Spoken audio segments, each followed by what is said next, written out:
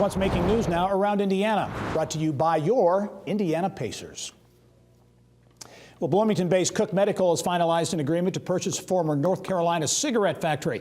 The medical device manufacturer completed an agreement to buy the facility in Winston-Salem and plans to convert a section of the long-standing R.J. Reynolds facility into a manufacturing plant this year. Michigan-based Spartan Nash has completed its acquisition of South Bend-based Martin Supermarkets. The purchase was closed December 31, but terms not disclosed. At Purdue University, state and community leaders are remembering Tyler Trent, the Purdue superfan who passed away this week after a battle with bone cancer. In a statement, Governor Eric Holcomb called Trent among the biggest, strongest, and wisest people you could ever meet.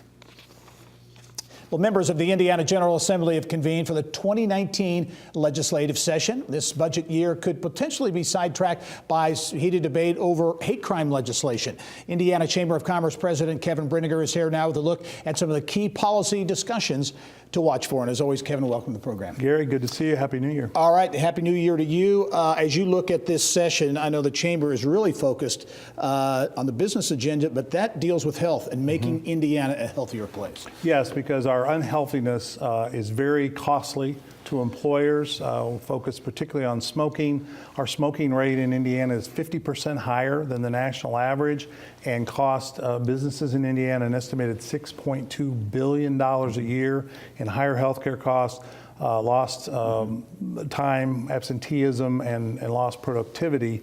And we are part of the Alliance for a Healthier Indiana that wants to address that through raising the cigarette tax because smokers are price sensitive, and that would create a higher barrier of entry for young people to start, and raising the legal smoking age in Indiana, as 6 or 8 states now have done, to age 21. And we need to, in conjunction with that, address the vaping crisis that is starting to happen in our schools. Get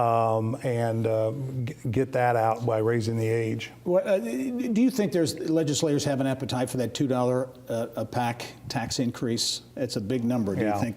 I think that remains to be seen. We've surveyed legislators this summer, and we got about a third of them to respond, and it was a strong, I think, 60–70% response. It's supported by the general public, by over 70% of Hoosier support, raising the cigarette tax, particularly if the money is used for health-related programs like DCS, HIP 2.0, et cetera. But it may require a financial need for revenue to get them to take the plunge or take the bite off a cigarette tax, because there's obviously a no tax sentiment that is always pervasive. I mentioned in the introduction there potential hate crime legislation will likely get a lot of attention. The Chamber is on record as supporting the legislation. There's some who are opposed to it, depending on the language, those types of things.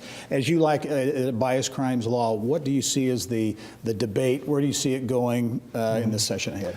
Well, I think the most important thing is to pass bias crime legislation that Indiana does not currently have, that would get us off of the list. Well, there are several, but the one in particular is developed by the National NAACP of states that do not have a bias crime statute, and onto the list of those that do.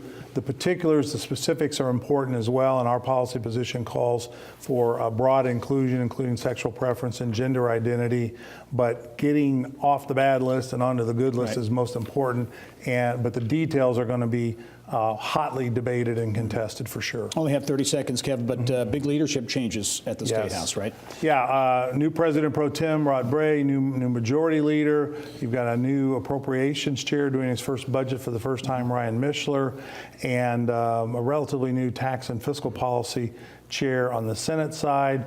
You've got, with the tragic accident of Dr. Tim Brown, and he's still recovering, a new person that's mostly, it looks like, going to be calling the shots, or at least co-leader in the Ways and Means Committee. So there's a lot for those of us out in the hallway to get accustomed to and see how they're going to run and manage things. All right, it will be a busy session, no doubt, and I'm sure we'll have you back a number of times. Kevin Brinegar from the Indiana Chamber of Commerce, thanks as always. Gary, thank you for the opportunity. All right.